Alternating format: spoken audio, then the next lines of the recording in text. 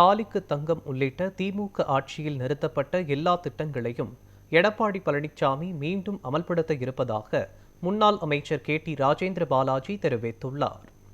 விருதுநகர் மாவட்டம் சிவகாசி அருகே காக்கிவாடான்பட்டி, பாறைப்பட்டி, திருத்தங்கள் உள்ளிட்ட பகுதிகளில் முன்னாள் முதலமைச்சர் எம்ஜிஆரின் பிறந்தநாள் விழா கோலாகலமாக கொண்டாடப்பட்டது.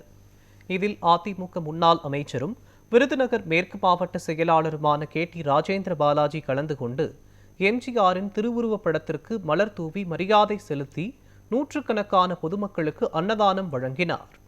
பின்னர் இந்நிகழ்ச்சியில் பேசிய KT ராஜேந்திர பாலாஜி, ரேஷன் அட்டை உள்ள அனைவருக்கும் 2000 ரூபாய் வழங்கப்படும் என்ற அற்புதமான திட்டத்தை எடப்பாடி பழனிசாமி அறிவித்திருப்பதாக தெரிவித்தார்.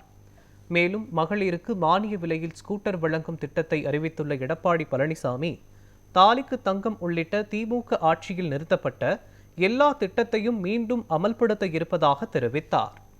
இத்தனை திட்டங்களையும் அமல்படுத்த வேண்டும் என்றால் மத்திய அரசை சிறப்பாக அணுகக்கூடிய நல்லாட்சி தமிழகத்தில் அமைய வேண்டும் என்றார்.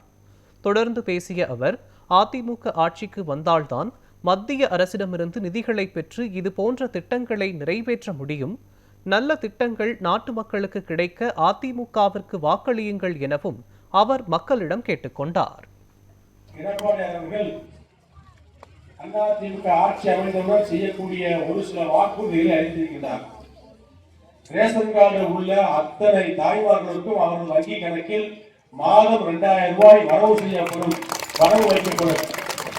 1000 ரூபாய் தருவதாக சொன்ன திமுக கடைசி வரை இழுத்தடித்து முதல் ஒரு 10 பேருக்கு, அடுத்த ஒரு 2 வருஷத்துக்கு 10 பேருக்கு, இப்படி குறைச்சு கடைசி வருஷம் 30 பேருக்கு கொடுத்துருக்காங்க.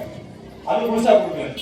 முதல் ஆண்டிலேயும் அத்தனை பேர்களுக்கும் ரேஷன் கார்டு உள்ள குடும்ப தலைவர்களுக்கு குணவழக்கு திட்டத்தின் அடிப்படையில் 2000 ரூபாய் அவருடைய வங்கி கணக்கில் மாதம் அதில் பணம் ஏறிடும். அற்புதமான திட்டத்தை அறிவித்திருக்கின்றார். அது மட்டும் இல்ல, பெண்களுக்கு 25000 ரூபாய் மானியம், ஸ்கூட்டர் வாங்க 25000 ரூபாய் ஃப்ரீ. ஏற்கனவே அதிமுக ஆட்சியில் எடப்பாடி ஆட்சியில கொடுத்தாங்க, இப்ப நிப்பாட்டாங்க. தாலிக்கு தங்கத்துக்கு இப்ப எல்லாத்தையுமே ஒரு திரும்ப எடப்பாடி கொண்டு வரப்பாங்க. நரேந்திர மோடி பிரதமர் அவர்கள் மத்தியிலே பேசப்படக்கூடிய ஆதரிக்கக்கூடிய ஒரு ஆட்சி என்று சொன்னால் அதிமுக ஆட்சி தான். அப்படி அதிமுக ஆட்சி வரும் நேரத்தில் தான் மத்திய அரசிலிருந்து நிதிகளை பெற்று இது போன்ற திட்டங்களை நிறைவேற்ற முடியும். நல்ல திட்டங்கள் நாட்டு மக்களுக்கு கிடைப்பதற்கு வாக்களிங்கள்.